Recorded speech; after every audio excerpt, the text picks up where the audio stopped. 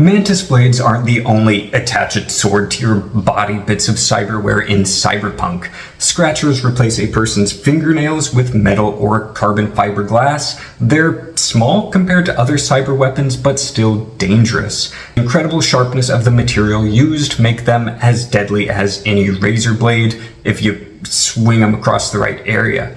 To prevent accidents, scratchers are designed to slice crossways but not downwards, meaning they have to be used in a specific way to do damage. That leaves you to be able to use your hands a little bit more when you have blades on them.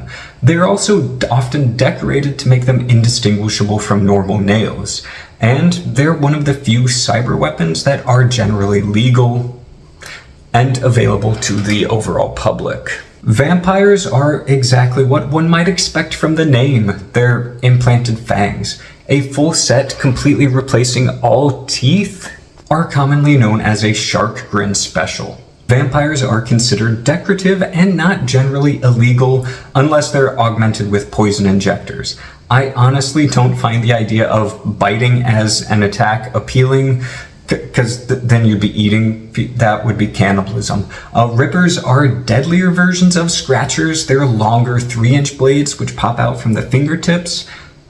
Fake fingernails are often worn to hide the rippers, as they are even more illegal to possess in most locations. Rippers are usually extended by curling the hand into a claw-like shape. Wolvers represent the next logical step in bladed cyber weapons. When someone with the cyber weapon forms a fist, thin triangular blades telescope out from the wrist along channels built into the back of the hand. The blades are a full foot in length and quite sharp. You have 2 guesses as to what inspired those. With big knucks, the knuckles of the hand are reinforced for weight and hitting power. For brawlers who like punching their problems away, these are a perfect fit. Next up is the weapon commonly known as a slice and dice, a monofilament wire spooled into a single finger, which can be extended to use as a whip, garrote, or cutter. The sniper snake is a directable, flexible weapon, which is usually implanted inside of the throat, but can be installed in any body orifice more than 1 inch long. Upon command, the sniper snake will extend up to 3 feet from the orifice and attack. When attacking from the outside of an opponent's body, the cyber snake attacks much like a cobra, darting to jab, or like a whip to make slashing attacks. When attacking from inside the opponent's body, it stabs and twists repeatedly, causing as much internal trauma as possible. Cyber snakes are a favored means of defense for joy boys and girls on the street, all the way up to high-class escorts. Those are all able to be mounted directly to your meat body, but a number of interesting cyber weapon options have been developed for edge runners with cyber arms. The whip produces a 6-foot-long length of metal cord which can be used to slash, strangle, or grapple an opponent. The mace hand, meanwhile, allows a heavily reinforced fist to be spooled out on a 3-foot-long thick cable for ranged attacks, kind of like a meteor hammer. The extended reach comes with a price though, as the reinforcement interferes with articulation and reduced flexibility in the fingers. Edge runners needing a distraction instead of a weapon can add a 20,000 candle power flash bulb to the palm of their cyber hand to help blind and disorient enemies.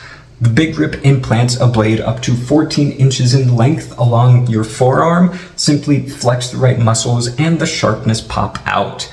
The standard option essentially transformed the arm into a long blade, allowing martial artists who specialize in archaic combat to operate without even needing an external weapon.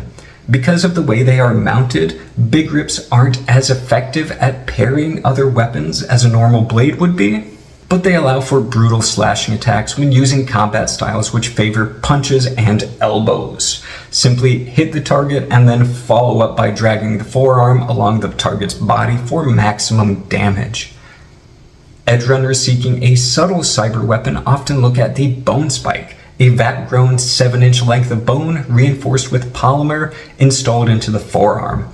A bone spike extends much like Wolvers do, though it does from the bottom of the hand, not from the top. Favored by assassins, because it's a It's like the hidden blade. The bone spike is the perfect weapon for up-close combat. On the other end of the subtlety spectrum is the chain rip. It must be installed in a cyberarm, not in meat. A chain rip is exactly what it sounds like. Upon command, a chainsaw blade pops out from the forearm above the hand and whirs to life, ready to rip apart enemies.